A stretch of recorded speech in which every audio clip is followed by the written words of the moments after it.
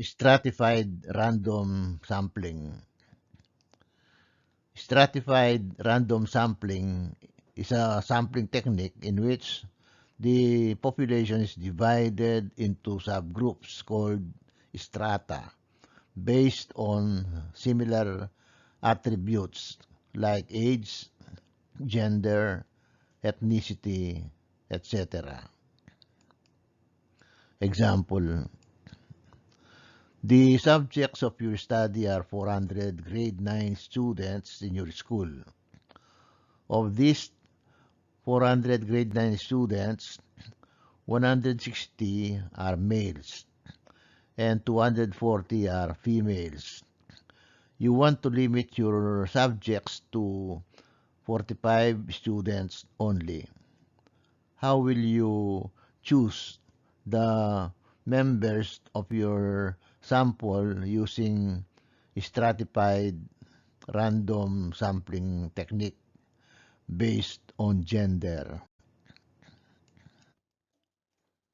Construct a table similar to the following. The table contains 3 columns and 4 rows. Subdivide the students into 2 subgroups using gender.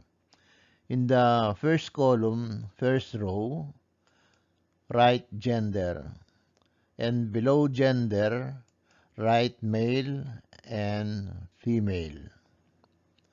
In the second column, first row, write total number of students per gender. There are 160 male students in grade 9, so write 160. And there are 240 female students in grade 9, so write 240. The total is 400. In the third column, first row, write sample per gender.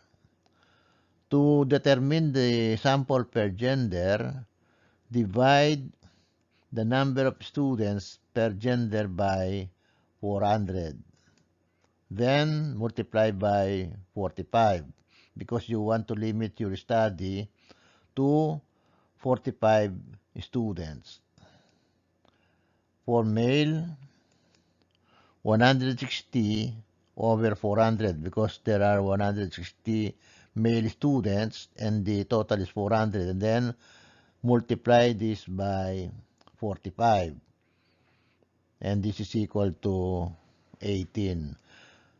So you will be using only 18 male students in your study. For female, 240 over 400 because there are 240 female students, and there are a total of 400 students, and then multiply this by 45, and this is equal to 27. So you will be using only 27 female students in your study. 18 plus 27 is equal to 45.